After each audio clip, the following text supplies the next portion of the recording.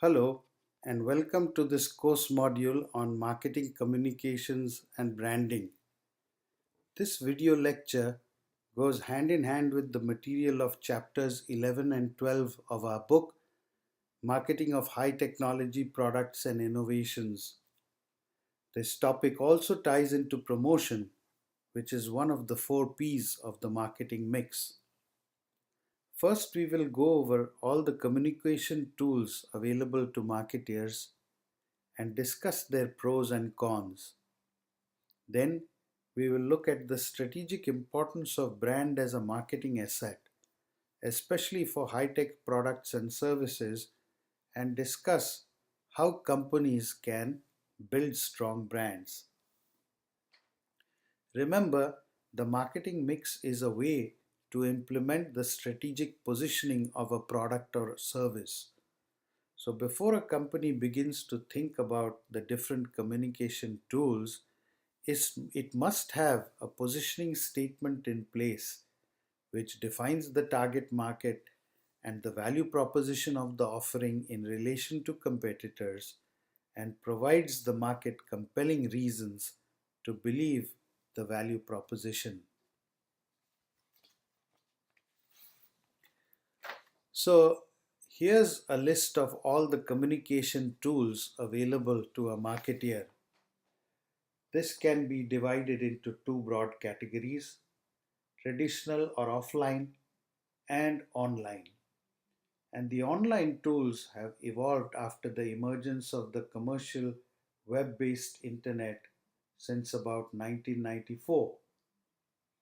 Within the traditional marketing tools, there are mass media tools such as television, radio, newspapers and magazines, and outdoor billboards, which reach relatively large audiences at a low cost per unit. While advertising is paid for by companies, publicity is free editorial coverage of a company's activities by the mass media as news, so it has higher credibility than advertising. Traditional communication tools also include personal interactions such as those that occur at events, trade shows, through telemarketing, or salesperson calling on prospects. However, personal communication tools generally have a higher cost per contact than mass media advertising. Thus, personal communication tools have to be used judiciously after mass media advertising and publicity have created awareness and interest among potential customers. Regarding the use of online communication tools, the starting point should be a company's website over which it has complete control. Significant thought has to be given to content and context of the website. The website itself has to be conceptualized as a value offering to a target market to meet their needs efficiently and effectively. The website text or copy should be written in a way that users can find the website easily during a natural keyword search on Google or some other search engine. Once the website is optimized to rank in the first page of a Google search with relevant keywords, the company can then think of purchasing Google AdWords or paying for relevant user keywords to list their sponsored ads on Google, which can drive traffic to the company website. Display ads or banner ads may also be placed on different websites and social media platforms such as LinkedIn, Facebook, and Twitter to drive traffic to the company website. Content marketing is about letting users find the information they need about the company and its products and services through newsletters, white papers, webinars, and blogs on its own or third party websites. Whatever online communication tools could be used on desktops or laptops are now spreading to mobile devices such as smartphones and tablets, which are smaller, cheaper, ubiquitous, and more personal. Companies have mobile versions of their website. They send their users text messages like email. They buy mobile pay per click or display ads and design interactive contests or games to engage better with their mobile customers. The biggest benefit to marketers of communicating through mobile platforms is better targeting of users through additional location and time variables. The user engagement possible through mobile platforms in particular and online communication in general is an advantage over traditional communication tools. For example, the fast growth of Twitter is attributed to its immediacy in reaching users through their mobile devices with short 140 character messages. Results from online communication are more measurable than from traditional communication and could be more cost efficient. However, users are more concerned about violation of privacy considerations in online and mobile communication. Therefore, marketers need a balanced approach to using both offline and online communication tools.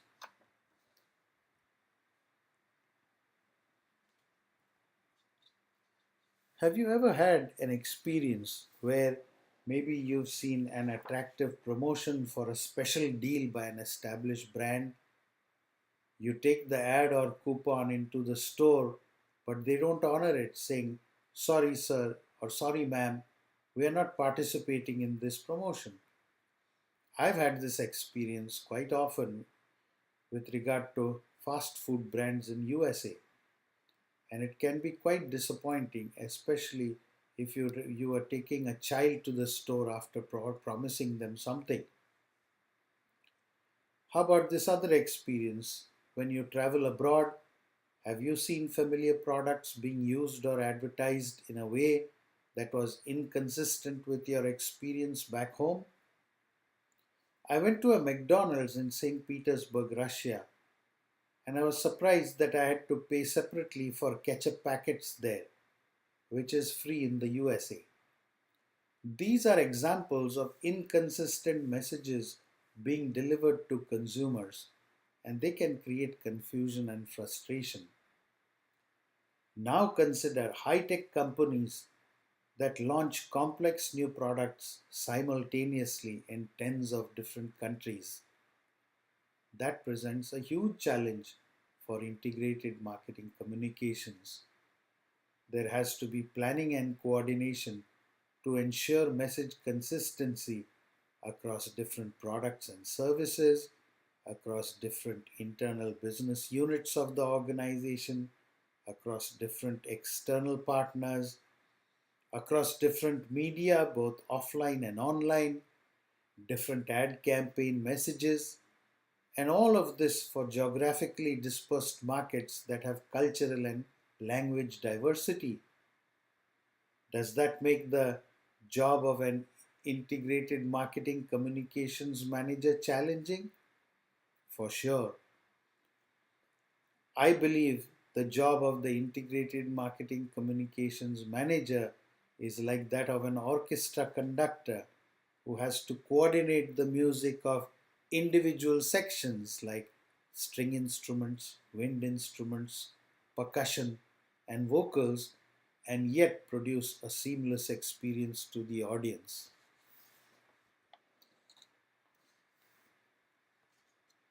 Then we have word of mouth communications, which is the informal spreading of messages between customers or users of the product or service or the general public. It could be positive or negative. Hence, companies want to influence word of mouth messages in their favor. One way to influence this in a positive way is to generate interest and excitement about a company's offerings, often in novel ways. When Yahoo was launched, all the taxi cabs in San Francisco were painted purple and gold for a day with the words, "Do you Yahoo?" This was very visually noticeable to anyone on the streets. Any rider getting into a cab that day would ask the driver, "What does Yahoo mean?" The driver gave them a card with the URL www.yahoo.com and asked them to check it out. By the evening, all the local television and radio news channels were talking about this. This is an example of buzz or excitement. Viral marketing is a subset of buzz wherein technology is used to speed up the delivery of a message. In the old days, technology took the form of the telephone, then came email, then came text messages, and now you have social media and user generated websites like YouTube, Facebook, and Twitter, which help spread a message as fast as a virus. A live flash mob sponsored by a company could be filmed, and the video could go viral on YouTube if it was entertaining and people liked the video on their Facebook page. So, in addition to the traditional offline media, the new online media, marketeers have to also try to harness the power of word of mouth communications in their favor. Now that we've taken a look at all the communication tools available to a marketeer, let's go into a strategic examination of what is a brand from a company's perspective. So, the original use of a brand is that it helps a company to differentiate its own offerings from those of another seller. And the way you do that is through legal protection. Legal protection requires that the brand name be unique and not confusing to potential customers. Most brand names that mean something in English have already been registered. So now companies are registering coined names that don't really mean anything in any language, but their sounds very often convey some meaning. For example, the high-end brand Acura from the Honda Motor Company doesn't really mean anything in any language, but does the sound convey some hint of accuracy? Perhaps. The market capitalization of a company often is higher than the book value of physical assets due to intangible assets like brand and goodwill. Brand value is a measure of awareness and reputation in the marketplace. Brands can be licensed separately from the product to which they were attached, earning companies like Disney and Nike huge amounts of revenue per year. Brands can also get bought and sold between companies during mergers and acquisitions. When IBM sold its PC business to Lenovo in 2005, Lenovo also got the rights to use the ThinkPad brand name of IBM for a fixed period of 5 years.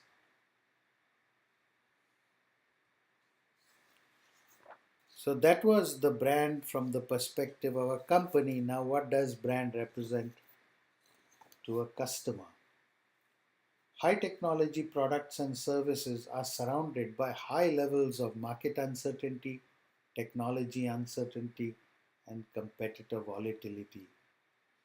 In these situations, a strong brand can provide reassurance of quality to prospective customers. Take a moment to Google the Interbrand survey of the best global brands for the past calendar year. Look at the top 10 brands. Look at the top 10 global brands in the Interbrand survey, you will see that quite a few of them happen to belong to high-tech companies. What does this illustrate? That branding is of great importance to high technology companies' products and services because they enable consumers to reduce uncertainty that they experience. People have emotional relationships with cult brands like Star Wars, Apple, and Harley Davidson. They will not accept any alternatives or substitutes. Brand equity is the power of a brand to affect consumer behavior, whether that is manifest in consumer willingness to pay higher prices or wait patiently for delivery.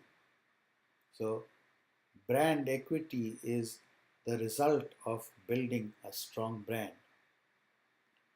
We are willing to pay higher prices for strong brands because quite often they are a symbol of our personality or self image.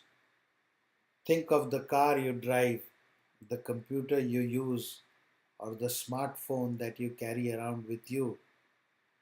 Does that make any statement about your personality or self image?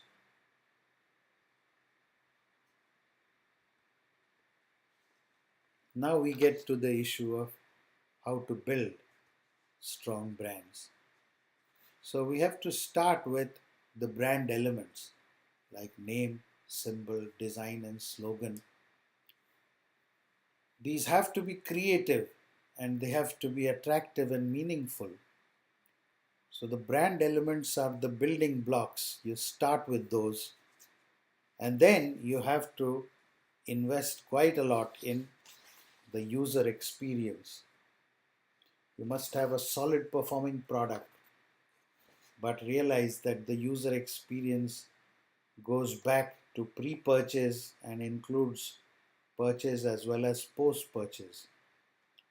Pre purchase probably begins for the consumer looking for information on the web, and then perhaps they go and visit a retail store, which is part of the pre purchase experience. The purchase is actually selecting the brand and paying for it and taking it home. And post purchase user experience includes things like ease of use and customer support. So clearly, the user experience has to drive and build the strong brand. Employees who have direct contact or touch points with customers or users provide moments of truth. These interactions can enhance or undermine the user experiences.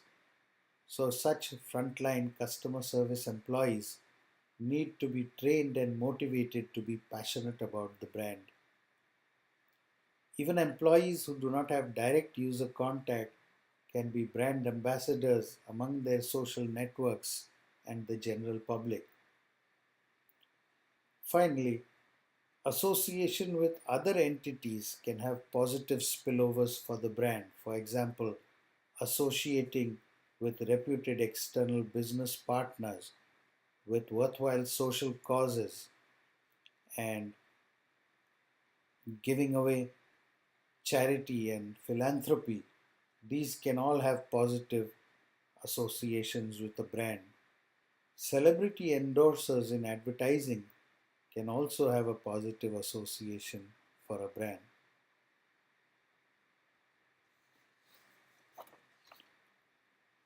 Now, specifically for high tech products, what drives brand attitude?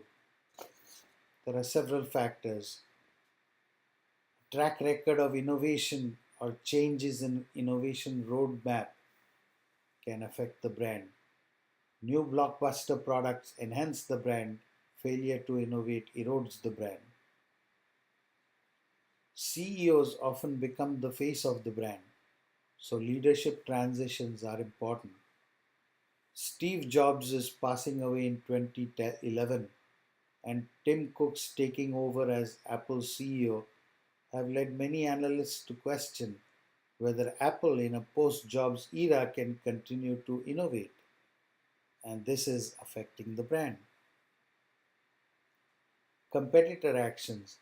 Samsung's innovations in tablets and smartphones and their aggressive ad campaign in the US with the slogan, "The next big thing is here," also has a negative impact on Apple's brand because the advertising seems to indicate that Samsung is innovating more than Apple.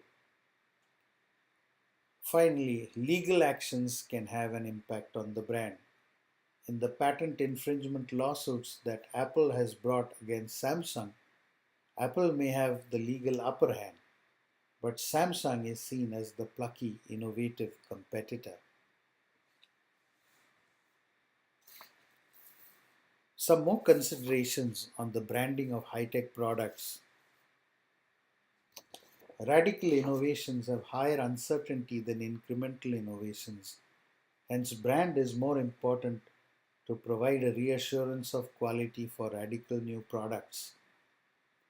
Consider Google Glass or the prototype autonomous car that Google is developing.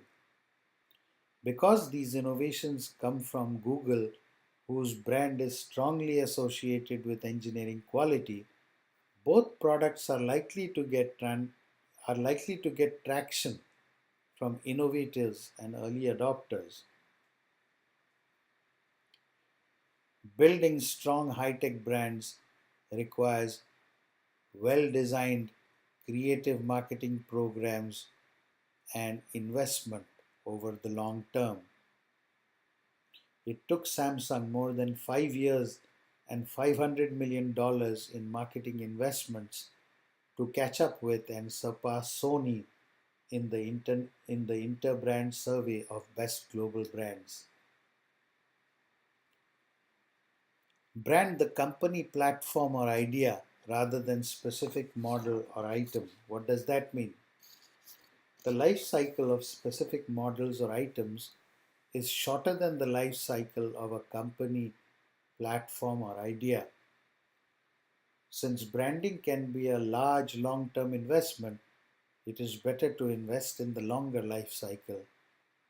You'll notice that specific models have numbers associated with them which change frequently, like every year or even twice a year. For example, Galaxy 123 for Samsung smartphones and iPhone 5 or 5S for Apple. The individual models are given numbers which change frequently, but Galaxy and iPhone are the platforms that will last for many years, so it's better to brand those. And then there are also examples of high-tech ideas that can be branded. For example, this logo of not software on the slide here, it is from salesforce.com, and what they want to say is that our product is not software, we're actually a cloud-based app. So they're promoting the idea of cloud computing in general.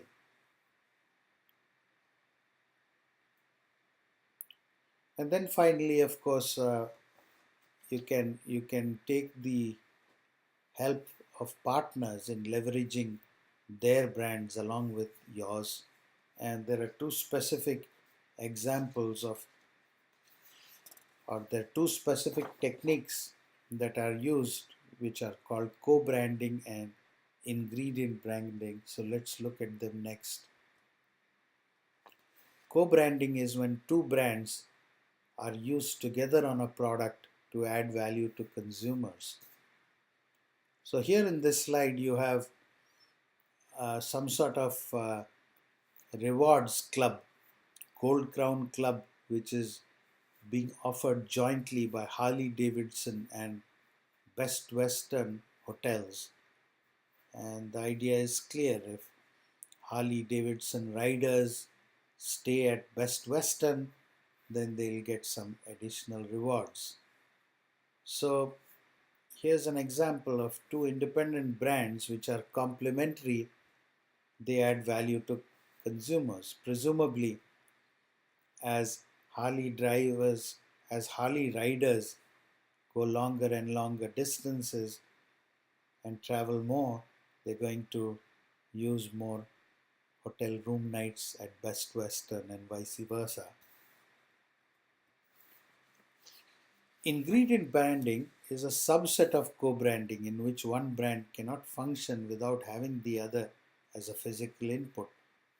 So here you have a smartphone from Samsung, and it is powered by the Android operating system. And Android, the brand Android is the logo that is shown when the operating system boots up.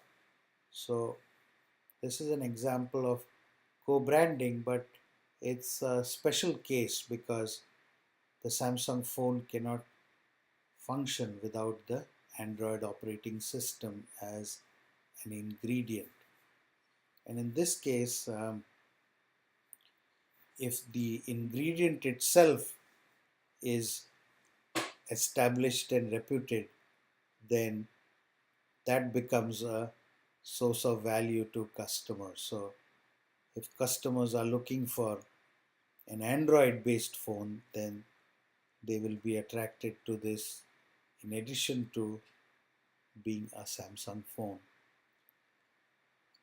So in this video lecture, we've discussed a lot about what are all the communication tools available to marketeers, traditional, offline, online, word of mouth communications. And then we've looked at the importance of branding in high technology products and services and how companies can go about building their brands. Thank you and have a nice day.